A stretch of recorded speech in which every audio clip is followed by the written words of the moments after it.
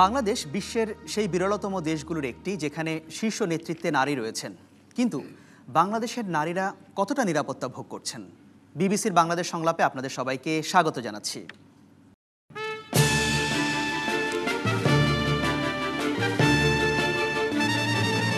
আজ প্যানেলে আছেন তথ্যমন্ত্রী ও জাসদ সভাপতি হাসানুল হক ইনু, বিএনপির জাতীয় স্থায়ী কমিটির সদস্য ও সাবেক মন্ত্রী আসম হান্নান শাহ, বেসরকারি সংস্থা বাংলাদেশ পিস অ্যান্ড সিকিউরিটি স্টাডিজের সভাপতি অবসরপ্রাপ্ত মেজর জেনারেল ANM মুনিরুজ্জামান এবং চলচ্চিত্র নির্মাতা সারা আফরিন।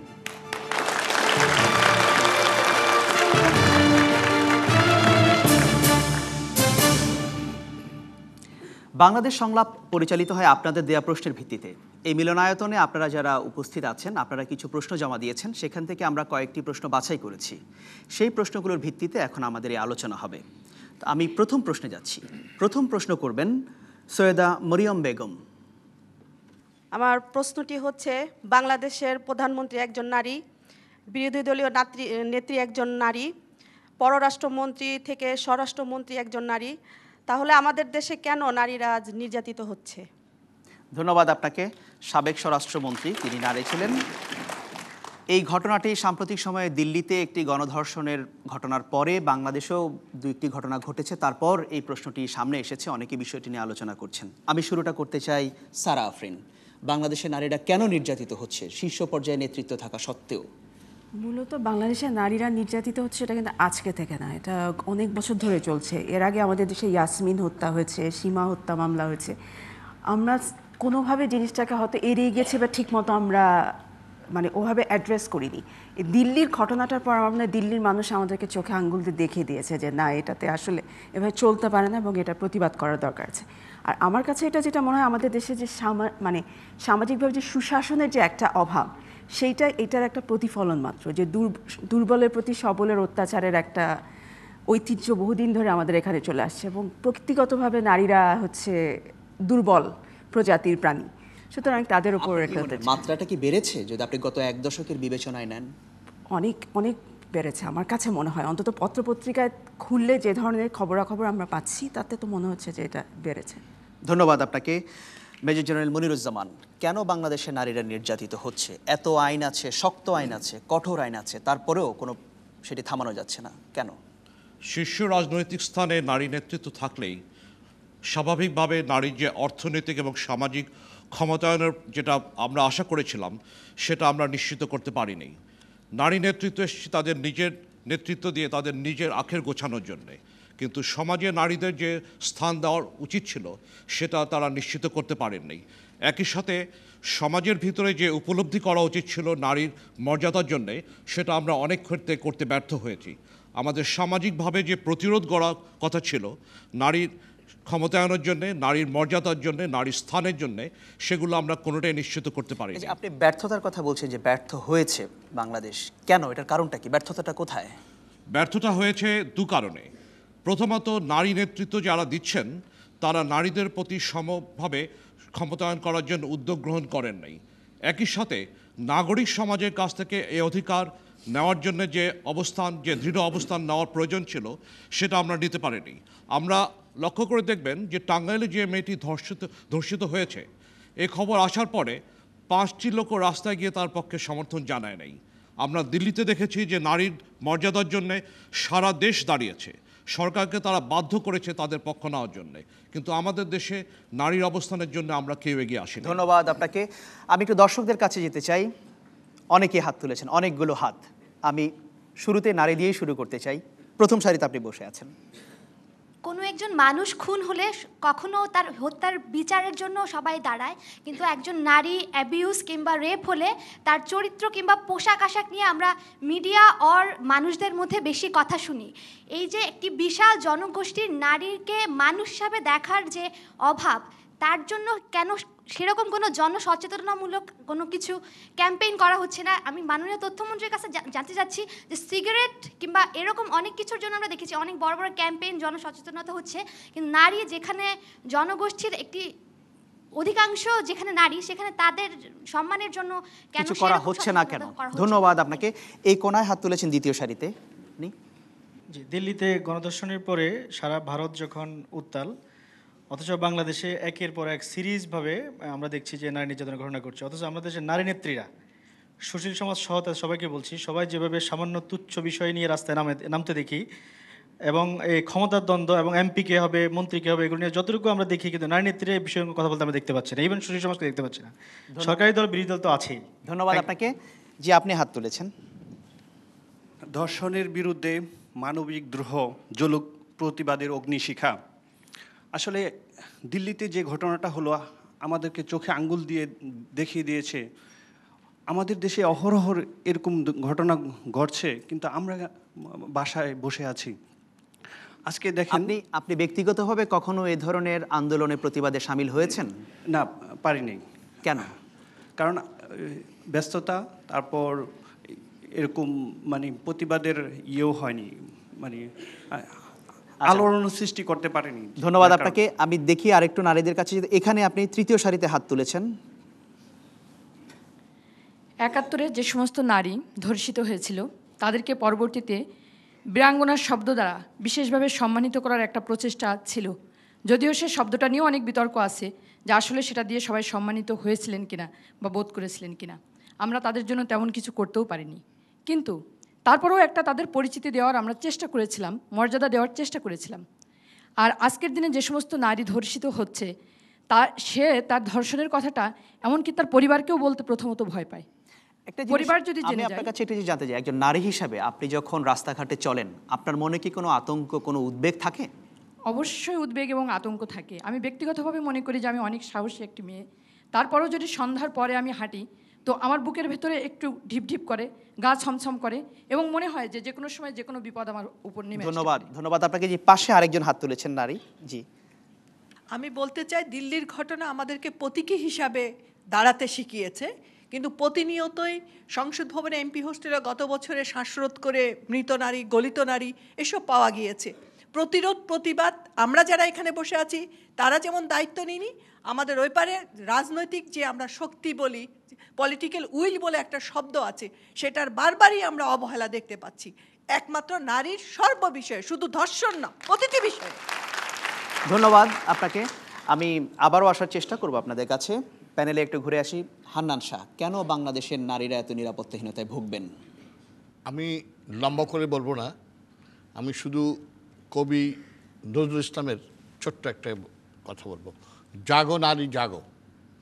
আমি দিল্লির উদাহরণ দিয়ে যেতে চাই না, এ দেশেই যখন এমন একটি বড় অঘটন ঘটেছিল, তখন অবশ্য বিএনপি সরকার ছিল, দিনাজপুরে, নিশ্চয়ই আপনাদের খেয়াল আছে, সারা দেশ উত্তাল হয়ে উঠেছিল, এবং তার ফলে বিএনপি সরকারকে বাধ্য হয়ে অনেক কিছু করতে হয়েছিল। কিন্তু বর্তমানে আমি যেন দেখছি সরকার, বিরোধী দল এবং বিশেষ করে যারা নারীর অগ্রায়নের জন্যে সবসময় কথা বলেন, তাদের যেন এই ব্যাপারে অনেকটা অনীহা আছে।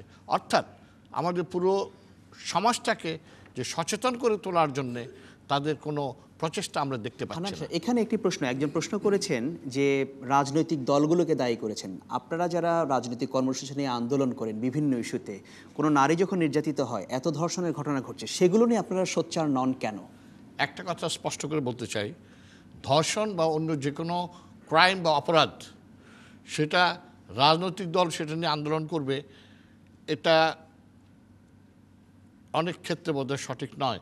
এটা সমগ্র জাতি, সমস্ত সমাজকে করতে হবে।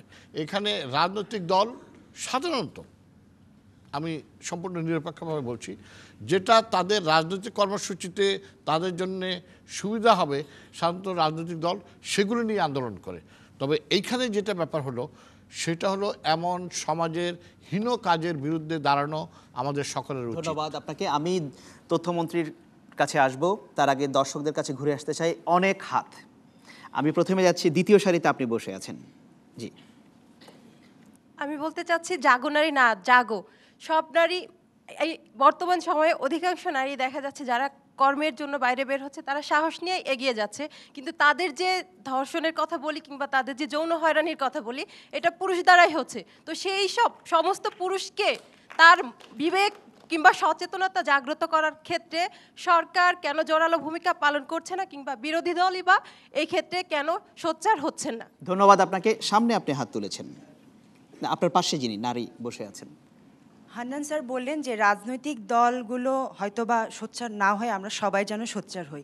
কিন্তু আমার এই বিষয়ে মতামত যে যখনই একটি নারী ধর্ষিত হয় তখন দেখা যায় যে পেপারে বা আসল ঘটনাটা যে প্রভাবশালী ব্যক্তির ছেলে হয়তো এই বিষয়টাকে আর অগ্রগতি হতে দেয় না, এবং সেই ক্ষেত্রে প্রভাবশালী তারাই হয় যখন যে দলের আন্ডারে তারা থাকে, যার জন্য আমার মনে হয় সেই ক্ষেত্রে সেই রাজনৈতিক দল আগাতে পারে না। ধন্যবাদ আপনাকে। আরেকজন হাত তুলেছেন জি। নারী নির্যাতনের জন্য কিন্তু আমাদের দেশে আইন আছে, কিন্তু আইনগুলো তো প্রণয়ন হচ্ছে না। আইন প্রণয়ন যতক্ষণ হবে না ততক্ষণ আমরা প্রতিবাদ করতে পারবো না। প্রতিবাদ না করলে প্রতিরোধ আসবে না, নারী নির্যাতন কখনো বন্ধ হবে না। আইনগুলো প্রণয়নের কেন ব্যবস্থা করা হয় না? ধন্যবাদ আপনাকে। এই প্রশ্নে হাসানুল হক ইনু, কেন এই ঘটনাগুলো বেড়ে যাচ্ছে, নারী নির্যাতনের ঘটনা? একটি পরিসংখ্যান যদি আপনাকে দেই, গত বছর ধর্ষণের ঘটনা ঘটেছে 771টি এবং গণধর্ষণের ঘটনা আছে 157টি। এই পরিস্থিতিটা আপনি কি বলবেন? ধন্যবাদ প্যানেলের বন্ধুরা, সুধীমণ্ডলী।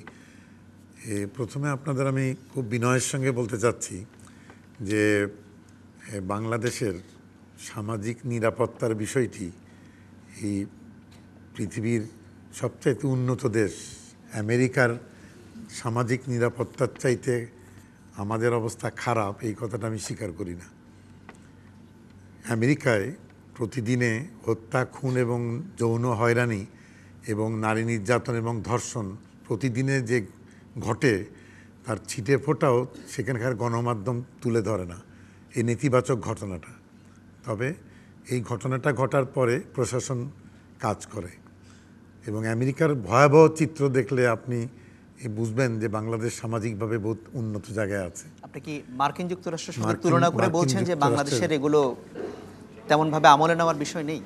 আমি যা বলেছি আপনি কথা অন্যভাবে তুললেন। আমি বলেছি যে আপনারা এখানে বললেন এবং আপনি বলেছেন সামাজিক নিরাপত্তা মানে কমে যাচ্ছে, এই কথাটার সঙ্গে আমি একমত না। আমেরিকার যে ঘটনা সেই তুলনায় আমাদের সামাজিক নিরাপত্তার মান ভালো।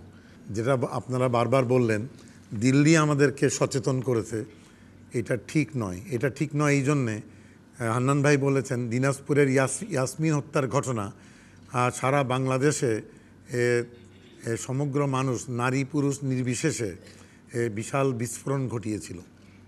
শুধু তাই নয়, কিছুদিন আগে মধুখালীতে চাপা হত্যা যে ঘটনা ঘটেছে, আমি ব্যক্তিগতভাবে চাপা নিহত হওয়ার পরে ওই গ্রামে গিয়েছিলাম, ওর বাড়িতে গিয়েছিলাম।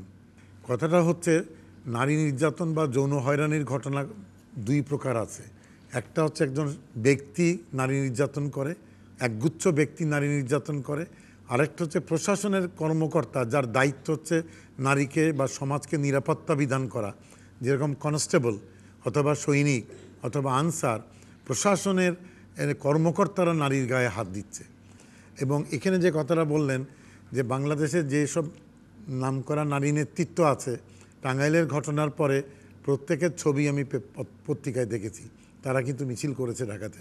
আরেকটা বিষয়, একটি প্রশ্ন আপনাকে করতে চাই যে একজন একটি প্রশ্ন করেছেন এবং বাংলাদেশ মহিলা পরিষদের একটি ইনভেস্টিগেশন আছে। তারা বলছেন যে এই যে ধর্ষণ বলেন কিংবা নারী নির্যাতনের ঘটনাগুলো বলেন, অপরাধীরা পার পেয়ে যাচ্ছে প্রথমত রাজনৈতিক প্রভাব, দ্বিতীয়ত সাক্ষী কিংবা যারা নির্যাতিত হচ্ছেন তাদেরকে প্রোটেক্ট করার কোনো ব্যবস্থা নাই। এখানে তো রাজনৈতিক ইচ্ছার ব্যাপার আছে। আমি আসছি সেখানে।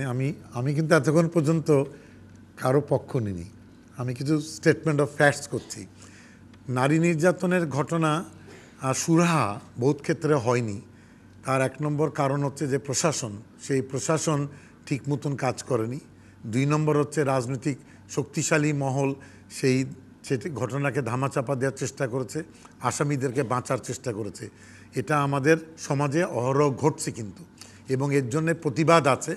এবং এই সব কিছু মিলিয়ে প্রতিবাদ করার পরে কিন্তু বেশিরভাগ ক্ষেত্রে আসামিদের ধরা হচ্ছে, কিন্তু রেহাই পাচ্ছে না, সেটা রাজনৈতিক দলের নেতার ছেলেই হোক অথবা কোনো শক্তিশালী প্রশাসনিক কর্মকর্তার ছেলেই হোক। আরেকটা বিষয় আপনাদের দৃষ্টি আকর্ষণ করব, নারী নেতৃত্ব গুরুত্বপূর্ণ, নারী নেতৃত্ব নয়, নারীরা গুরুত্বপূর্ণ পদে আছেন, প্রধানমন্ত্রীর পদে আছেন, বিরোধী দলের পদে আছেন, মনে রাখবেন দয়া করে যে প্রধানমন্ত্রীর পদ বা বিরোধী দলের পদ কিন্তু লিঙ্গ নিরপেক্ষ। এই পদের জেন্ডার নাই, এ নারীও না পুরুষও না কিন্তু। সুতরাং আপনি ওখানে নারী বসে আছে, সেই জন্য আপনি নারীর জন্য বেশি সংবেদনশীলতা পাবেন, এটা ঠিক না। নারী বসুক আর পুরুষ বাসুক, এই সিংহাসনটা হচ্ছে লিঙ্গ নিরপেক্ষ। ধন্যবাদ তথ্যমন্ত্রী আপনাকে। ধন্যবাদ তথ্যমন্ত্রী। আমরা ভিন্ন প্রসঙ্গে যেতে হবে আমাদের, এই বিষয়ে আমরা অনেকক্ষণ ছিলাম। হান্নান সাহেব 30 সেকেন্ডে বলবেন। আমি মাননীয় তথ্যমন্ত্রীকে ধন্যবাদ জানাই, উনি সত্য কথা বলেছেন। তবে এটাও ঠিক যে আমাদের সমাজেই কিন্তু আমরা দেখেছি জাহাঙ্গীরনগর বিশ্ববিদ্যালয়ের জনৈক ছাত্র এই ধর্ষণের সেঞ্চুরির দাবি। আমরা কিন্তু এইখানেই দেখেছি যে আমাদের দেশের সরকারের সর্বোচ্চ মহল যখন বিদেশে গেছেন নিউ ইয়র্কে, সেইখানে এক হোটেলের যে কাণ্ডটি ঘটেছিল, যার জন্য সমগ্র বাংলাদেশের মানুষের মাথা নিচু হয়েছিল। যেটা বললেন যে অ্যাকশন না হয়, অনেক ক্ষেত্রে কিন্তু অ্যাকশন না হয় না। ধন্যবাদ হান্নান সাহেব আপনাকে। অ্যাকশন নেওয়ার পক্ষে, অ্যাকশন নেওয়ার পক্ষে। হান্নান ভাইয়ের কথার সূত্র ধরে বলছি, সেটা প্রধানমন্ত্রী হোক আর ইনু সাহেবের ছেলেই হোক, যদি নারীর গায়ে হাত দেয় তার দায়িত্ব সরকার নেবে না এবং সেই ব্যাপারে প্রশাসন পদক্ষেপ নেবে। ধন্যবাদ আপনাকে। সারা আফরিন, সংক্ষেপে যদি আপনি বলেন আসলে এই বিষয়টা কিভাবে মোকাবেলা করা যায়, কি বলবেন খুব সংক্ষেপে? সবচেয়ে প্রথমে হচ্ছে খালি আইন প্রণয়ন করলেই তো হবে না, আইন প্রয়োগ করার জন্য তার ব্যবস্থাটা থাকতে হবে। আমাদের আইন আছে কিন্তু প্রয়োগ করার কোনো রকম ব্যবস্থা নেই। এবং আমি একটা বক্তব্য একটু হলাম যে রাজনীতিবিদদের জন্য যদি যেগুলোতে সুবিধা হবে ওই সমস্ত ইস্যুতে ওনারা মাঠে নামবেন, অথচ সাধারণ মানুষ আমরা যারা তাদেরকে ক্ষমতায় নিয়ে আসছি, তাদেরকে নির্বাচিত করছি, তাদের যে ডেইলি তারা যে সমস্যাগুলো ভোগ করছে, সেগুলোতে তারা কখনো এগিয়ে আসবেন না, এইটা আমার কাছে খুবই দুঃখজনক মনে হয়। ধন্যবাদ আপনাকে। এখানে শ্রোতা দর্শকদের জানিয়ে রাখতে চাই, এই বিষয়ে আপনারা যদি আরও বিস্তারিত মতামত দিতে চান তাহলে আপনি bbcbangla.com এই ওয়েবসাইটে আপনার মতামত দিতে পারবেন। এছাড়া ফেসবুকে বিবিসি বাংলা সামাজিক ফোরামেও আপনার মতামত তুলে ধরার সুযোগ আছে। এখন আমরা ছোট্ট একটি বিরতিতে যাচ্ছি, কিছুক্ষণের মধ্যেই ফিরব।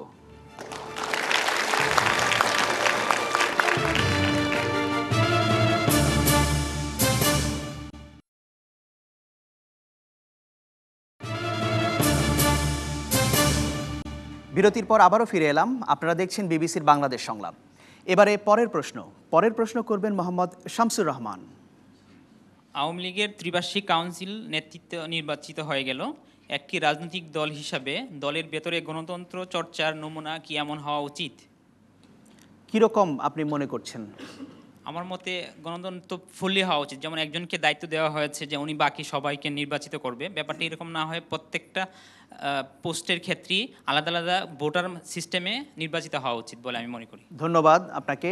এটি সার্বিক বিষয়, বাংলাদেশের রাজনৈতিক দলগুলো যেভাবে নেতৃত্ব নির্বাচন করেন তার প্রসঙ্গে বলা হচ্ছে। শুরুটা করতে চাই মেজর জেনারেল মনিরুজ্জামান। আমি মনে করি যে বাংলাদেশের বড় রাজনৈতিক দল এবং ছোট রাজনৈতিক দল, কোনো দলের ভিতরেই গণতন্ত্র প্রতিষ্ঠিত হয় নাই। সব দলের ভিতরে এমনভাবে চালানো হয় যেটা এক ধরনের রাজতন্ত্রে যেভাবে চলতে পারে। একজন ব্যক্তির হাতে সমস্ত ক্ষমতা ন্যস্ত করা হয় এবং তাকে অনুরোধ করা হয় যে আপনি বাকি সবাইকে আপনি সিলেক্ট করে দেন। এবং তাতে দেখা যায় যে দলের ভিতরে এমন সব লোক তার দ্বারা সিলেক্টেড হয় যারা এক ধরনের চাটুকার বৃত্তে নিয়োজিত থাকেন বা দলের কাজ না করে নেতা নেত্রীকে খুশি করার জন্য সবসময় সচেষ্ট থাকেন। তাতে দেখা যায় যে দলের ভিতরেই যেখানে গণতন্ত্র প্রতিষ্ঠিত না, সে দলের কাছ থেকে দেশের মানুষ কিভাবে গণতন্ত্র আশা করবে। আমরা এটাও লক্ষ্য করেছি, যারা এসব দলের নেতৃত্ব দেন তারা তাদের দলের যে কর্মী যারা আছেন তাদেরকে বিশ্বাস করতে পারেন না, তাদের হাতে ক্ষমতা দিতে পারেন না, যার কারণে তারা যে দেশের মানুষের কাছে ক্ষমতা ফিরিয়ে দিবেন, যারা আমরা এই দেশের মালিক, যারা আমরা দেশের সকল ক্ষমতা আমাদের হাতে থাকার কথা, আমরা কোনোভাবেই বিশ্বাস করতে পারি না যে এই ধরনের নেতৃত্ব কোনো সময় জনতার ক্ষমতায়ন করবেন। সার্বিকভাবে আমি বলতে চাই যে যতদিন পর্যন্ত না দলের ভিতরে গণতন্ত্র প্রতিষ্ঠিত হবে ততদিন পর্যন্ত আমরা বাংলাদেশে গণতন্ত্রের সুবাতাস বইতে দেখব না। ধন্যবাদ মেজর জেনারেল মনিরুজ্জামান আপনাকে। আসম হান্নান শাহ, বড় রাজনৈতিক দলগুলোর গণতন্ত্রের চর্চার বিষয়ে বলা হচ্ছে, কেন একজনের হাতে ছেড়ে দেওয়া হচ্ছে নেতৃত্ব নির্বাচনের বিষয়টি? আমি প্রথমে বলতে চাই যে প্রত্যেকটি রাজনৈতিক দলের তাদের নিজেদের গঠনতন্ত্র আছে। সেই গঠনতন্ত্রে কিন্তু এই নির্বাচন প্রক্রিয়া কী হবে নেতৃত্বের জন্যে সেটা উল্লেখ আছে, কিন্তু কতটুকু বাস্তবে সেটা পালন করা হয় সেটাই হলো প্রশ্ন। একজন শ্রোতা বলেছেন যে প্রত্যেকটি স্তরে নির্বাচন দেওয়া। চিন্তা করেন, আমি বিএনপির কথাই ধরি, বিএনপি বা এরকম একটা বড় রাজনৈতিক দলের প্রত্যেকটি পদের জন্য যদি ইলেকশন করতে হয় তাহলে কতদিন সময় লাগবে আর কতটুকু পরিশ্রম করতে হবে। মনে করেন আমি একজন কর্মী, আমার ইচ্ছা হলো যে আমি সাংগঠনিক সম্পাদক হব। সারা দেশ থেকে প্রায় 12,000 ডেলিগেশন আসছেন। এই 12,000-এর মধ্যে আমি, আমার বাড়ি ঢাকা, আমি ক্যানভাস করে কি করে হব? 1, 2, আমাদের মতো অনুন্নত দেশে যেখানে এখনও সত্যিকার অর্থে গণতন্ত্র প্রাতিষ্ঠানিক রূপ পায় নাই, এইখানে প্রায়ই দেখবেন দলের ভিতরে বিভিন্ন রকমের গ্রুপিং এবং কোন্দল চলছে। এটাতে কেউ বাইরে নাই। একটি প্রশ্ন আমি আপনাকে এখানে করতে চাই। ধরুন আপনি যেটা বলছেন যে এত নির্বাচন করতে গেলে সময় পাওয়া যাবে না, কিন্তু ধরুন আপনি তো একজন রাজনৈতিক নেতা, এমন যদি হয় যে দলে আপনার কর্মীদের কাছে আপনার গ্রহণযোগ্যতা আছে কিন্তু চেয়ারপারসন আপনাকে পছন্দ করছেন না, তাহলে তো আপনি কমিটিতে থাকবেন না। আমি এখানে আবার একটু বাস্তব অবস্থাটা বলি। সেটা হলো আমাদের এবং অন্যান্য রাজনৈতিক দলের আমি যেটা দেখেছি, ইউনিয়ন লেভেল অর্থাৎ প্রাথমিক পর্যায়ে উপজেলা বা থানা বা পৌর কমিটি, ডিস্ট্রিক্ট কমিটি পর্যন্ত গণতান্ত্রিক পন্থায় হয়, কাউন্সিল হয়, ভোটাভুটি হয়, সেখানে হয়। কিন্তু এরপর যখন জাতীয় কমিটি গঠন করা হয় তখন দেখা যায় যে এটা সবাই মিলে নেত্রীর উপর ছেড়ে দেন, অর্থাৎ যিনি চেয়ারপারসন আছেন তার উপর ছেড়ে দেন। এখন এই জিনিসটা কিন্তু ভবিষ্যতে আজকে থেকে নিয়ে 20-25 বছর পরে এমন থাকবে বলে আমার মনে হয় না। ধন্যবাদ। কারণ এখন যারা পার্সোনালিটিস আছেন তারা এমন টাওয়ারিং পার্সোনালিটি, এমন বিশাল ব্যক্তিত্ব যে অন্যান্য নেতা কর্মীরা ইচ্ছা করে হলেও, ইচ্ছা না থাকলেও বলেন যে হ্যাঁ নেত্রী যা করবেন আমরা সেটাই মেনে নেব। ধন্যবাদ আপনাকে। আমি একটু দর্শকদের কাছে যেতে চাই, এরপরে বাকি প্যানেলিস্ট দুজনের কাছে আসবো। প্রথমে দ্বিতীয় সারিতে আপনি হাত তুলেছেন। আমরা আসলে এই যে গঠনতন্ত্রের কথা বললেন আমাদের হান্নান শাহ উনি, কিন্তু বিষয়টা হচ্ছে এরকম, যারা দলের জন্য যারা সত্যিকারে খাটে, যারা ত্যাগী নেতা হিসেবে বিবেচিত হয়, বিভিন্ন বিশ্ববিদ্যালয় বলেন কিংবা সিনিয়র নেতাদের বলেন, কিন্তু তারা অনেক সময় বাদ পড়ে যায় এবং বাদ পড়ে ওখান থেকে অনেক সময় এখানে অর্থকরীরও ব্যবস্থা করা হয়, যেখানে দেখা যায় সংস্কারপন্থী নেতা হিসেবে তোফায়েল আহমেদ কিংবা আমির হোসেন আমু তারা সভানেত্রীর সমালোচনা করছেন কিংবা সংস্কারপন্থীর কথা বলছেন, এ কারণে তারা মানে আউট হয়ে গেছেন কিংবা তাদেরকে উপদেষ্টা মণ্ডলীতে বসানো হয়েছে। ঠিক তেমনি বীর বিক্রম হাফিজুর রহমান ভোলা থেকে এবং আমাদের আলতাফ হোসেন চৌধুরী পটুখালী 1 আসন থেকে, সেখানেও একই সমস্যা হচ্ছে। এইটা কেন হবে? গণতান্ত্রিক দেশে, গণতান্ত্রিক ব্যবস্থায় অবশ্যই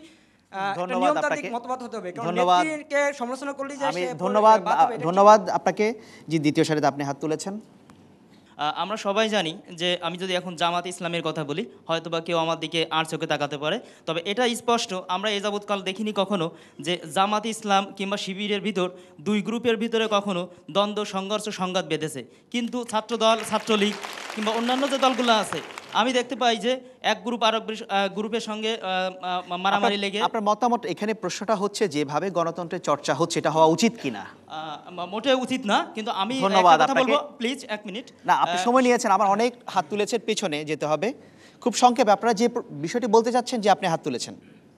জি, আমার প্রশ্ন হচ্ছে মাননীয় মন্ত্রীর দৃষ্টি আকর্ষণ করছি আমি, যে আমাদের হান্নান স্যার বলেছেন যে ওনাদের দল বিএনপি অনেক বিশাল দল, তেমনি আওয়ামী লীগও একটি বিশাল দল। হান্নান স্যার যেটা সময়ের কথা বলেছেন, সময়ের উছিলার কথা বলেছেন, মাননীয় মন্ত্রীর দৃষ্টি আকর্ষণ করে আবেদন করব যে আপনার দল তো আসলে এখনও ওই পর্যায়ে অত পরিসরে যায়নি, তো আপনি কি এখন থেকেই আপনার দলে এই গণতন্ত্রের চর্চা শুরু করবেন? ধন্যবাদ। আমি সারা আফরিন আপনাকে দিয়ে শুরু করতে চাই যে রাজনৈতিক দলগুলোর, বিশেষ করে বড় দলগুলোতে গণতন্ত্রের চর্চা যেভাবে হচ্ছে এটা হওয়া উচিত কিনা? এটা অবশ্যই হওয়া উচিত না। আমাদের দেশে গণতন্ত্র যে এখন পর্যন্ত প্রতিষ্ঠিত হয়নি বা গণতন্ত্রের চর্চা যে সঠিকভাবে দেশে হচ্ছে না, এটার একমাত্র কারণই হচ্ছে কারণ দলগুলো নিজেদের ভিতরে কোনো গণতন্ত্রের চর্চা হচ্ছে না। ওইটা যদি হয়ে আসতো, এই প্র্যাকটিসটা হলেই, যখন দলের ভিতরে প্র্যাকটিসটা হবে তখনই ওটা তারা বৃহত্তর জনগোষ্ঠীর ওপরে তারা এই জিনিসটা প্র্যাকটিস করতে পারবেন। আর একটা জিনিস যে অনেক নির্বাচন লাগবে, আমাদের একটা দলের থেকেও একটা দেশ কিন্তু অনেক বড়, তারপরও কিন্তু আমাদের দেশে হাজার হাজার নির্বাচন হচ্ছে, উপজেলা নির্বাচন হচ্ছে, অনেক নির্বাচন হচ্ছে, কিন্তু সিটি মেয়র নির্বাচন হচ্ছে। সেখানে একটা দলের মধ্যে কেন নির্বাচন করা যাবে না, এটা আমার কাছে ঠিক সুস্পষ্ট না। ধন্যবাদ আপনাকে তথ্যমন্ত্রী হাসানুল হক ইনু। ধন্যবাদ। প্রথমে আপনাদের সঙ্গে আমি একমত হয়ে বলছি যে দলের ভিতরে গণতন্ত্র চর্চা করা দরকার। তবে আপনারা নিশ্চয়ই মনে রাখবেন যে বাংলাদেশ একটা রূপান্তরের পর্যায়ে আছে। এটি রাজনৈতিক দলের নেতৃত্ব সেই দলের সদস্য বা কাউন্সিলরদের মতামতের ভিত্তিতে বা ভোটের ভিত্তিতে হওয়া বাঞ্ছনীয়। পৃথিবীতে কয়েকটা পদ্ধতি আছে, যেরকম সর্বোচ্চ নেতৃত্ব, সভাপতি বা সাধারণ সম্পাদক অথবা চেয়ারপারসন, তিনি কাউন্সিলর নির্বাচন করে দিবে। নির্বাচন করার পরে তিনি যদি মনে করেন যে 51 সদস্য একটি কেন্দ্রীয় কমিটি হবে, তিনি 51 জনের নাম প্রস্তাব করবে ওই কাউন্সিলরের কাছে। কাউন্সিলররা সেটা যদি অনুমোদন দান করে তাহলে গৃহীত হলো, অনুমোদন না দান করে বলতে পারে যে 50 নম্বর যে সদস্য আপনি দিয়েছেন এটা বাতিল। তাহলে আবার সেই চেয়ারপারসন যে নতুন নাম প্রস্তাব করবে, অথবা হাউজের থেকে নতুন নাম প্রস্তাব হতে পারে। এইটা যেরকম সংসদীয় গণতন্ত্রে আপনি দেখবেন বা আমেরিকান ডেমোক্রেসিতে রাষ্ট্রপতি নির্বাচিত হয়ে যাওয়ার পরে তার মন্ত্রিসভা নির্ণয় করে, কিন্তু সেই মন্ত্রিসভার প্রত্যেকটা সদস্যকে সিনেট এবং কংগ্রেসের স্পেশাল কমিটির থেকে অনুমোদন নিতে হয়। আমাদের বা ভারতে বা ইংল্যান্ডে যে ক্যাবিনেট শেখ হাসিনা বা খালেদা জিয়া দিচ্ছেন, আমার পার্লামেন্টে কিন্তু ভেটিং হচ্ছে না। অর্থাৎ পার্লামেন্ট যাকে দিচ্ছে তাকে, যেরকম আমাকে মন্ত্রিত্বের দায়িত্ব দিয়েছে, এটা দিচ্ছে না। ঠিক তেমনি দলের ভিতরে আমার দলের 1206 জন কাউন্সিলর আছে। আমার সভাপতি সাধারণ সম্পাদক আমাকে নির্বাচন করে, আমার 119 জনের যে কমিটি, আমি সে কমিটি ওখানে দিই। দেওয়ার পরে ওই কাউন্সিলররা পুরা কমিটি দেখে বলে যে এইটা আমি অনুমোদন করি না। আমার জীবনে এরকম প্রশ্নের সম্মুখীন আমি হয়েছি গত 15 বছরে, এবং আমাকে আমার প্রস্তাবিত যে নেতার নাম বলেছি বা নেত্রীর, তাকে প্রত্যাহার করে নিয়ে নতুন নাম দিতে হয়েছে। বড় দল বা ছোট দল বড় কথা নয়, গণতন্ত্রের জন্য সময় দিতেই হবে। আমি হান্নান ভাইয়ের সঙ্গে একমত না, আপনার বিশাল দল বা আরেকটা দল ছোট, বড় দলের নির্বাচন করতে সময় লাগে না। এটা কাউন্সিল 2 দিনের জন্যই হয়। 2 দিনেই পৃথিবীর বৃহত্তম দলগুলো নির্বাচনের মাধ্যমে তার দল তৈরি করে নেয়। এটা আমরা করছি না, সেটা হচ্ছে আসল কথা। আমি আপনাকে ছোট্ট একটি প্রশ্ন করতে চাই, আপনি যদি সংক্ষেপে উত্তর দেন। যে প্রশ্নটি উঠেছে, বড় দুটি রাজনৈতিক দল বিএনপি এবং আওয়ামী লীগ যেভাবে নেতৃত্ব নির্বাচন করে এবং সেখানে সভাপতি বা সভানেত্রী বা চেয়ারপারসন তারা যে একচ্ছত্র ক্ষমতা ভোগ করে, এটাকে আপনি কিভাবে দেখেন? দেখুন, ওখানে কাউন্সিলররা সভাপতি নির্বাচন করছেন এবং সাধারণ সম্পাদক নির্বাচন করছেন, তারা কমিটি দিচ্ছে, সেটা অনুমোদন দিচ্ছেন। গণতান্ত্রিক রীতিতে পরোক্ষ গণতন্ত্রের চর্চা, এটা কিন্তু একটা রীতি। এইখানে আমি মনে করি যে আওয়ামী লীগ বিএনপিতে আগে আওয়ামী লীগে যেভাবে গণতন্ত্রের চর্চা হতো, এখন সেভাবে গণতন্ত্রের চর্চা হয় না। আরেকটা হচ্ছে যে যারা বলছেন যে ছোট দল, আমার দল কিন্তু 72 থেকে 75 পর্যন্ত প্রধান বিরোধী দল ছিল পার্লামেন্টে, তখন বিএনপির জন্ম হয়নি। ধন্যবাদ। আমার দল কিন্তু সামরিক শাসনের বিরুদ্ধে সময়ে জিয়া আমলে আমি কারাগারে ছিলাম, শীর্ষ নেতারা কারাগারে ছিল, একটা সাজানো নির্বাচনেও আমার 8টা পার্লামেন্ট মেম্বার ছিল। অনেকেই জানেন। ধন্যবাদ আপনাকে। এই যে ছোট দল বড় দল এইভাবে বলবেন, ধন্যবাদ। কারণ সামরিক শাসনের উপর্যুপরি হস্তক্ষেপ ঘটেছে, ধন্যবাদ, এটা মনে রাখবেন। আপনাকে অসংখ্য ধন্যবাদ। আমরা পরের প্রশ্নে যাচ্ছি। পরের প্রশ্ন করবেন মোহাম্মদ তরিকুল ইসলাম। আমার প্রশ্ন হচ্ছে, বাংলাদেশ ক্রিকেট দলের পাকিস্তান সফরের সিদ্ধান্ত কতটা যৌক্তিক ছিল? কতটা যৌক্তিক ছিল, যদিও শেষ পর্যন্ত এটি স্থগিত করা হয়েছে। ধন্যবাদ আপনাকে। শুরুটা করতে চাই হান্নান শাহ আপনাকে দিয়ে। প্রথমে যে সফরের সিদ্ধান্ত নেওয়া ছিল আগে, কতটা যৌক্তিক ছিল সেটি? আমি মনে করি যে পাকিস্তানের বর্তমান যে অবস্থা, বিশেষ করে যে নিরাপত্তা ব্যবস্থা আছে, সেটা কোনো ক্রমেই কোনো বিদেশি ক্রিকেট টিম, ফুটবল টিম বা যে কোনো টিমের সেখানে গিয়ে খেলাধুলা করা নিরাপদ নয়। আমরা জানি যে বছর কয়েক আগে শ্রীলঙ্কার ক্রিকেট টিম যখন লাহোর সফর পাকিস্তান সফরে লাহোর গিয়েছিল, সেখানে তাদের উপর গুলি বর্ষণ করা হয়েছিল। আমি ব্যক্তিগতভাবে ছাত্র জীবনে ক্রিকেট ভালোই খেলতাম, ঢাকা ফার্স্ট ডিভিশনে খেলেছি এবং ক্রিকেটের একজন ভালো অনুরাগীও বটে। আমি মনে করি যে সিদ্ধান্তটি বাংলাদেশ সরকার ক্রিকেট বোর্ড নিয়েছিল সেটা সঠিক ছিল না, যার ফলে আজকে আরও বেশ কিছু কমপ্লিকেশন দেখা দিয়েছে। প্রথমেই তাদের এটা ডিনাই করা উচিত ছিল। কই, ভারত তো যায়নি, অন্যান্য নিউজিল্যান্ড যায় নাই, অস্ট্রেলিয়া যায় নাই, ইংল্যান্ড যায় নাই। তারা প্রয়োজনে আবুধাবি বা দুবাই গিয়ে খেলেছে, পাকিস্তান ইন্ডিয়াতে গিয়ে খেলেছে, প্রয়োজনে পাকিস্তান আমাদের এখানে এসে খেলতে পারত। এমন অনিশ্চয়তার মধ্যে আমাদের দেশে ক্রিকেটারদের ঠেলে দেওয়াটা প্রথম অবস্থায় সঠিক হয়নি বলে আমি মনে করি এবং বোর্ডের ওই সিদ্ধান্তকে আমি নিন্দা জানাই। ধন্যবাদ আপনাকে তথ্যমন্ত্রী হাসানুল হক ইনু। হান্নান ভাইয়ের সঙ্গে আমি একমত। পাকিস্তান যে অবস্থা, এই অবস্থায় কোনো খেলাধুলা ওখানে করতে কোনো বিদেশি যাওয়া উচিত নয়। ধন্যবাদ। এখন যে সিদ্ধান্তটা নেওয়া হয়েছিল সেটা কতটা যৌক্তিক ছিল? আগের যে কমিটি সিদ্ধান্ত নিয়েছিল সেটা যৌক্তিক না, পরের সিদ্ধান্ত নাকচ করে দেওয়ার মধ্য দিয়ে প্রমাণিত হয়েছে। সুতরাং ওই সিদ্ধান্তটা বাস্তবসম্মত ছিল না। ধন্যবাদ আপনাকে। আমি দর্শকদের কাছে যেতে চাই, যে সামনে আপনি হাত তুলেছেন এক পাশে। আমি জানান হান্নান সাহের সাথে একমত, আমাদের সেখানে যাওয়ার সিদ্ধান্ত নেওয়া উচিত হয়নি। কিন্তু আমরা দেখলাম আমাদের বিসিবি সভাপতি মুস্তাফা কামাল সাহেব, ওনার সাবেক সভাপতি, ওনার স্বার্থের কারণে উনি আমাদের ক্রিকেট টিমকে এই মৃত্যুর পক্ষে ঠেলে দিয়েছেন। এবং এই আওয়ামী লীগ আমরা দেখছি নিজের স্বার্থের কারণে দেশ বিক্রি করতে পারে, ঢাকা সিটি কর্পোরেশন বাকি সব কিছু করতে পারে এরা। ধন্যবাদ আপনাকে। ধন্যবাদ। জি, আপনি হাত তুলেছেন। যেখানে দেখলাম মাননীয় প্রধানমন্ত্রী পাকিস্তান সফর বাতিল করলেন নিরাপত্তার কারণে, সেখানে কি হয় পরবর্তীতে এই খেলোয়াড়দেরকে পাঠানোর কথা চিন্তা করলো সরকার? ধন্যবাদ। ধন্যবাদ আপনাকে। পেছনে আরেকজন। আসলে সবই সিদ্ধান্ত আমাদের নেওয়া হয় সব গোলয়া, সব কিছু গোলের টলে তারপর সিদ্ধান্ত নেওয়া হয়। তো এই সিদ্ধান্ত আত্মগত সিদ্ধান্তটা আগে না নিলে এতদিনে যে বিসিএল আমাদের সামনে লিগটা আসতেছে, বিপিএল, এতদিন আমাদের পাকিস্তানের প্লেয়াররা আসা পড়তো, তাহলে সব কিছু হইলো সব গোলয়া, পানি গোলয়া। ধন্যবাদ। আমি প্যানেলে আরও দুজন আছে, ওনাদের কাছে আসবো। তবে হাসানুল হক ইনু, আপনার কাছে একটু আসতে চাই। একজন প্রশ্ন তুলেছেন যে আসলে নিজেদের স্বার্থে বা দলীয় স্বার্থে এমন একটা সিদ্ধান্ত নেওয়া হয়েছিল, কি বলবেন? এই মন্তব্যের সঙ্গে আমি একমত নই।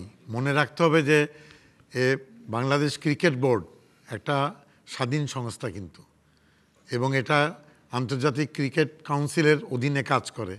সবকিছুই মনে করি যে সরকার প্রভাব বিস্তার করছে। এখানে তাহলে সরকারের এখানে কোনোই ভূমিকা ছিল না। ক্রিকেট কন্ট্রোল বোর্ডের উপরে সরকারের কোনো ক্ষমতা নাই। ধন্যবাদ আপনাকে। অলিম্পিক অ্যাসোসিয়েশনের উপরে কোনো ক্ষমতা বাংলাদেশ সরকারের নাই। ধন্যবাদ আপনাকে। সারা আফরিন, শেষ পর্যন্ত এই সফর বাতিল হয়ে গেল, আগের সিদ্ধান্ত কতটা যৌক্তিক ছিল?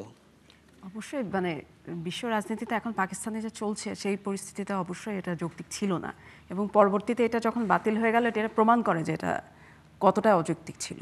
আচ্ছা, এখানে পাকিস্তান ক্রিকেট বোর্ডের সভাপতি তিনি একটি হুমকি দিয়েছেন যে বাংলাদেশের সঙ্গে ক্রিকেটের সম্পর্ক ক্ষতিগ্রস্ত হতে পারে, বিপিএলে পাকিস্তানের খেলোয়াড়রা নাও আসতে পারেন। আপনি কি এটাকে গুরুত্ব দেন? কোনো না, আসলে এটা তাদের ক্ষতি, বাংলাদেশের কোনো ক্ষতি দেখি না আমি। ধন্যবাদ। মেজর জেনারেল মনিরুজ্জামান, এখানে সিদ্ধান্তর উপরে যে কমপ্লিকেশনটা এসছে এটা আমরা সম্পূর্ণভাবে এড়াতে পারতাম যদি আমরা প্রাথমিকভাবে যাওয়ার সিদ্ধান্তটা না দিতাম। প্রাথমিকভাবে পাকিস্তানে যাওয়ার সিদ্ধান্তটা ভুল ছিল, সেটা আমাদের মানতে হবে। এবং এই সিদ্ধান্ত যারা দিয়েছিলেন তারা সরকার দলীয় লোক।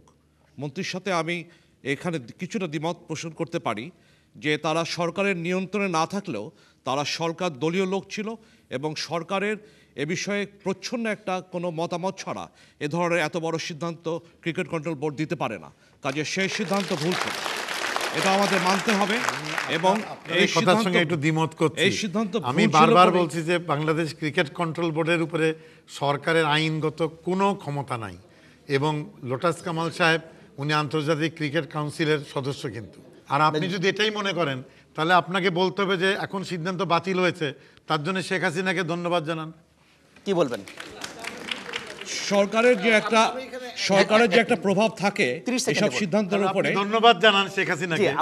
এটাই প্রমাণ করে যে বাতিল করে দিয়েছে, আপনাদের চাপে না, ওনাকে একটু কথা বলার সুযোগ দিতে হবে তথ্যমন্ত্রী। এটাই প্রমাণ করে যে বাংলাদেশের যত ধরনের এই ধরনের বোর্ড আছে সবগুলো বোর্ডে সরকার দলীয় দল দল থেকে নিয়োগ পায় এবং তারা সবসময় সরকারের সাথে যোগাযোগ রেখে এ ধরনের সিদ্ধান্ত দেয়।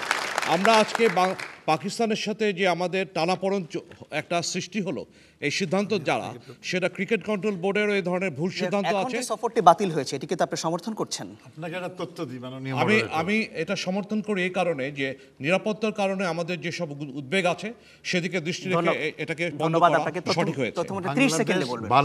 বাংলাদেশ অলিম্পিক অ্যাসোসিয়েশনের সাধারণ সম্পাদক মহাসচিব যিনি চালান, তিনি কুতুবুদ্দিন ইঞ্জিনিয়ার ছিলেন, তিনি নির্বাচিত কিন্তু, এবং সালাউদ্দিন সাহেব ফুটবল ফেডারেশন নির্বাচনের মধ্য দিয়ে হয়েছে। ধন্যবাদ। এবং এটা কুতুবুদ্দিন কোনো দল করে না।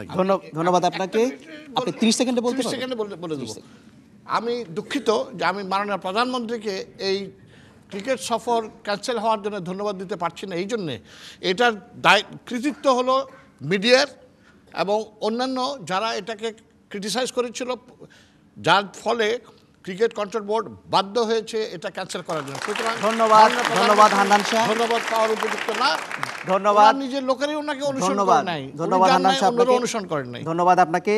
এখানে শ্রোতা দর্শকদের জানিয়ে দিতে চাই, আপনারা যদি বিবিসির বাংলাদেশ সংলাপে অংশগ্রহণ করতে চান তাহলে আপনি টেলিফোন অথবা SMS করতে পারেন 01752 এই নম্বরে, অথবা আপনি ইমেইলও করতে পারেন। ইমেইল করার ঠিকানা সংলাপ@bbc.co.uk। এখন আমরা ছোট্ট আরেকটি বিরতিতে যাচ্ছি, কিছুক্ষণের মধ্যেই ফিরব।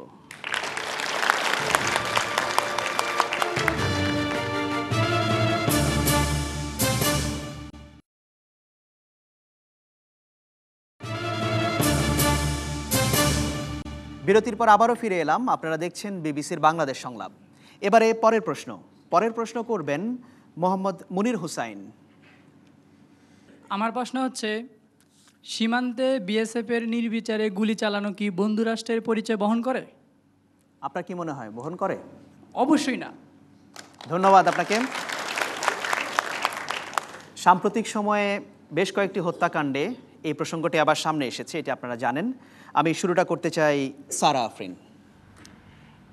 এটা আমার কাছে আবারও সেই একই ঘটনার পুনরাবৃত্তি মনে হচ্ছে। মানে আমাদের সাধারণ মানুষ, আমরা যখন সাধারণ মানুষ খুন হচ্ছে, হত্যা, রাহাজানি যেগুলো বেড়ে যাচ্ছে, এইটা ওরকমই আরেকটা ঘটনা মাত্র। এটা পাশের একটা দেশ, যে কোনো কারণেই হোক, তাদের পাশের একটা দেশের পুরোপুরি আমি দায়িত্ব বলবো না যে বিএসএফ কাজটা করছে, কিন্তু আমাদের হচ্ছে রাজনীতিকভাবে বা আমাদের সরকারের কাছ থেকে বা রাজনৈতিক নেতৃবৃন্দের কাছ থেকে যেভাবে জিনিসটাকে প্রতিহত করার জন্য একটা পদক্ষেপ নেওয়ার প্রয়োজন ছিল, ওটা এখন পর্যন্ত ঘটেছে বলে আমার মনে হয় না। এবং সেই জন্য এই জিনিসটা অনেক দিন আগের থেকে আসলে জিনিসটাকে প্রতিহত করা যেত, আস্তে আস্তে এটাকে কমিয়ে আনা যেত, কিন্তু এটার জন্য এখন পর্যন্ত কোনো উদ্যোগ নেওয়া হয়নি। ধন্যবাদ আপনাকে। খুব সংক্ষেপে মেজর জেনারেল মনিরুজ্জামান। প্রথমে বলবো যে এখানে রাষ্ট্রের এবং সরকারের চরম ব্যর্থতা আছে।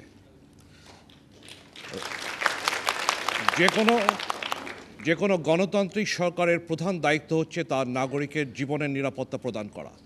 এখানে রাষ্ট্র এবং সরকার সম্পূর্ণভাবে ব্যর্থ হয়েছে। আমরা পরিসংখ্যানে দেখেছি 1 সাল থেকে 10 সাল পর্যন্ত 1300 নিরীহ বাংলাদেশিকে হত্যা করা হয়েছে।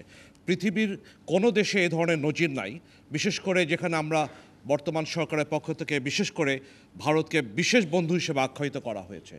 এবছরের 1 তারিখে এবং 2 তারিখে 4 জন বাংলাদেশিকে বিএসএফ হত্যা করেছে। সরকারের পক্ষ থেকে কোনো ধরনের বড় প্রতিবাদ আমরা দেখতে পাই নাই। স্বরাষ্ট্রমন্ত্রীকে মিডিয়ার পক্ষ থেকে জিজ্ঞাসা করা হয়েছিল ব্যাপারে, তিনি উত্তর দিয়েছেন যে আমি প্রথমে জানতে চাই যে বিএসএফ আত্মরক্ষায় তারা গুলি করেছিল কিনা। অর্থাৎ দেখা যাচ্ছে যে আমার দেশের নাগরিকের চাইতে উনি বিএসএফের পক্ষ নিয়ে কথা বলার জন্য বেশি উদ্যোগ নিয়েছেন। ধন্যবাদ আপনাকে। আমি খুব সংক্ষেপে একটু দর্শকদের কাছে যেতে চাই, খুব বেশি নিতে পারবো না। যে আপনি? আমার মনে হয় বাংলাদেশ ভারত সীমান্ত হচ্ছে পৃথিবীর সেরকম বিরল সীমান্ত যেখানে মনে হয় প্যালেস্তাইন এবং ইসরায়েলের সীমান্তেও এত হত্যাকাণ্ড হয় না। তা আমার মনে হয় এটা আমাদের রাষ্ট্রীয় ব্যর্থতা এবং আমাদের রাষ্ট্র থেকে জোরালো ভাষায় তাদেরকে প্রতিবাদ জানানো উচিত। বিএসএফ বারবারই আমাদের কাছে কমিটমেন্ট করে যে তারা এটা শূন্যের কোঠায় নিয়ে আসার চেষ্টা করবে, কিন্তু গরু চোরাচালানি বা অন্যান্য ধরনের অপরাধের ধুয়ো তুলে তারা নির্বিচারে বাঙালিদের হত্যা করে যাচ্ছে। আমি চাই না পৃথিবীর কোনো সীমান্তে এ ধরনের হত্যাকাণ্ড হোক, কিন্তু আমি একটা প্রশ্ন রাখতে চাই, যদি বাংলাদেশ ভারতের প্রান্তে এ ধরনের কোনো হত্যাকাণ্ড চালাতো তাহলে ভারত যে ধরনের প্রত্যুত্তর দিত আমার মনে হয় বাংলাদেশেরও ঠিক সেই ধরনের প্রত্যুত্তর দেওয়া। ধন্যবাদ আপনাকে। আপনি দ্বিতীয় সারিতে। বাংলাদেশের লোক যখন গুলি খেয়ে মারা যায় তখন আমাদের দেশের একজন মন্ত্রী উনি আপনার মন্তব্য করেছিলেন যে এগুলি সব চোর এবং ডাকাত, ওই চোরাচালানি করতে গিয়ে মারা যায়। এটা আমি মাননীয় মন্ত্রীর কাছে জিজ্ঞাসা করতে চাই যে উনিও তো মন্ত্রী পরিষদের একজন মন্ত্রী, তো উনি এইটাকে কেমনে দেখছেন? ওরা কি আসলেই বাংলাদেশের নাগরিক সবই চোর ডাকাত নাকি? আপনার ধন্যবাদ আপনাকে। প্যানেলে আসতে হবে অনুষ্ঠানের শেষের দিকে একেবারে। আসম হান্নান শাহ। প্রথমেই আমি সীমান্তে বাংলাদেশিদের নির্বিচারে গুলির, ভারতের বিএসএফ কর্তৃক নির্বিচারে গুলির তীব্র নিন্দা জানাই এবং যারা নিহত হয়েছেন তাদের শোক সন্তপ্ত পরিবারের প্রতি সমবেদনা জানাই। আমাদের চোখের সামনে ভাসছে ফেলানির মৃতদেহ, তার সেই ঝুলন্ত লাশের কথা বাংলাদেশের কোনো বাংলাদেশি ভুলতে পারে না। এমন পরিস্থিতিতে কয়েকদিন আগে মাননীয় স্বরাষ্ট্রমন্ত্রী যে বক্তব্য দিয়েছেন, আমি মনে করি এটা আমাদের দেশের জন্যে অত্যন্ত ক্ষতিকর এবং আমি ব্যক্তিগতভাবে নিজে লজ্জাবোধ করছি যে একজন দায়িত্বশীল রাজনীতিবিদ এবং একজন সাবেক আমলা এমন বক্তব্য দিতে পারে। এক শ্রোতা যেটা বলেছেন, প্যালেস্টাইন এবং ইসরায়েলের মধ্যেও এমন সীমান্ত নাই, তাহলে আমাদের এত বন্ধু, এই বন্দুকের গুলিতে আমরা মারা যাব, এটা নিশ্চয়ই কাম্য নয়। এখানে আমি আপনাকে একটি প্রশ্ন করতে চাই, আপনি যদি সংক্ষেপে জবাব দেন। বিএনপি যদি ক্ষমতায় আসে তাহলে বিএনপি কি করবে? এবং মেজর জেনারেল মনিরুজ্জামান যেটি বলছিলেন, এই হত্যাকাণ্ড কিন্তু গত 2-4 বছরের ব্যাপার নয়, 2001 সাল থেকে হচ্ছে এবং আপনাদের সময়ও হয়েছে। কি করেছিলেন? নয়, আমি স্পষ্ট বলছি, ইনশাআল্লাহ জনগণের ম্যান্ডেট নিয়ে যদি আমরা ক্ষমতায় যাই, প্রথমে আমরা ডিপ্লোম্যাটিক বা কূটনৈতিকভাবে ভারতের সাথে এটার একটা সমঝোতা করার চেষ্টা করব। দ্বিতীয়ত, যদি তা না হয় তাহলে বাধ্য হয়েই, সোজা কথা, নিউটনের তৃতীয় সূত্র যেটা উনি ভালো জানেন, every action has its equal and opposite reaction. We have to do it. Yunus সাহেব অবশ্য সেটা কি ধরনের রিঅ্যাকশন হবে? রিঅ্যাকশনটা কি ধরনের হবে? আপনি জানেন, আমার উপর যদি কেউ গুলি বর্ষণ করে তাহলে আমি যদি চুপচাপ বসি, আমার জন্য দুটো উপায়, এক গুলি করে তার প্রত্যুত্তর দেওয়া, আর দ্বিতীয় হলো চুপচাপ বর্তমান সরকার যেটা করছে বসে থেকে তোয়াজ করা। এই তোয়াজের রাজনীতিতে আমি বিশ্বাস করি। ধন্যবাদ আপনাকে। জি, দ্বিতীয় সারিতে আপনি হাত তুলেছেন। বিরোধী দলকে বলতে চাই যে আমাদের যে বিএসএফরা আমাদের ভাই বোনদেরকে হত্যা করছে, কিন্তু কিছুদিন আগেও বিরোধী দলীয় নেত্রী উনি রামুতে সফর না করে উনি প্রথমে ভারত সফর করেছেন, তারপরে উনি চীন সফর করেছেন। তিনি ওইখানে বিরোধী দলীয় নেত্রী হিসেবে বিএসএফের বিরুদ্ধে এ ধরনের কি কোনো কথা উঠাইছেন? ধন্যবাদ আপনাকে। এর উত্তর তিনি এর মধ্যে দিয়েছেন বিএনপি কি করবে এবং কি করেছিল। আমি যেতে চাই তথ্যমন্ত্রী হাসানুল হক ইনু। অনেক সমালোচনা সরকারের বিষয়টি। প্রথমে আমি সীমান্তে নিরস্ত্র জনগণের হত্যাকাণ্ডকে সমর্থন করি না এবং পৃথিবীর কেউ সমর্থন করবে না। সুতরাং ফালানি হত্যার থেকে শুরু করে যেসব বাংলাদেশি নাগরিক নিরস্ত্রভাবে বিএসএফ গুলি করে হত্যা করেছে তার আমি নিন্দা করি এবং ভারত সরকারকে এটা বন্ধ করার আহ্বান জানাই। তো আমার হান্নান শাহ এবার যদি ওনার দল ক্ষমতায় আসে তো উনি প্রথমে কূটনৈতিক চালাচালি করবেন, তারপরে পাল্টা গুলি চালাবেন। তো ওনারা ক্ষমতায় ছিলেন 5 বছর, সেই সময় সীমান্তের যে হত্যাকাণ্ড প্রতিহত করার জন্যে কি কূটনৈতিক প্রচেষ্টা নিয়েছেন এবং কি গোলাগুলি করেছেন আপনারা জানেন, আমি বিতর্কে যাচ্ছি না। তবে এটা অত্যন্ত খারাপ ঘটনা। আমি মনে করি যে আমাদের যে কোনো রাজনীতির পর্যায়ে মন্ত্রী হোক অথবা এমপি হোক অথবা নেতা নেত্রী হোক, সীমান্তের এই ঘটনাকে মানে সমর্থন করার কোনো অজুহাত তৈরি করা উচিত না। সুতরাং সরকারি অবস্থানটা হচ্ছে আমরা এর প্রতিবাদ জানাই এবং এই ব্যাপারে জোর কূটনৈতিক তৎপরতা অব্যাহত আছে। কোনো ব্যক্তি বা মন্ত্রী যদি কোনো কথা বলে থাকে সেটা কোনো সরকারি ভাষ্য নয়। ধন্যবাদ আপনাকে। আমাদের হাতে সময় শেষ হয়ে এসেছে। আজ প্যানেলে আপনারা যে 4 জন যোগ দিয়েছেন আপনাদেরকে অসংখ্য ধন্যবাদ। ধন্যবাদ জানাচ্ছি এই মিলনায়তনে উপস্থিত দর্শকদের। একই সাথে ধন্যবাদ জানাচ্ছি চ্যানেল আই কর্তৃপক্ষ এবং বিয়াম অডিটোরিয়াম কর্তৃপক্ষকে। বিবিসির বাংলাদেশ সংলাপ আজ প্রযোজনা করেছেন ওয়ালিউর রহমান মিরাজ। আমাদের পরবর্তী অনুষ্ঠানটিও হবে ঢাকায়। সেই পর্যন্ত আমার সাথে ওয়ালিউর রহমান মিরাজ আর আমি আকবর হোসেন এখানেই বিদায় নিচ্ছি।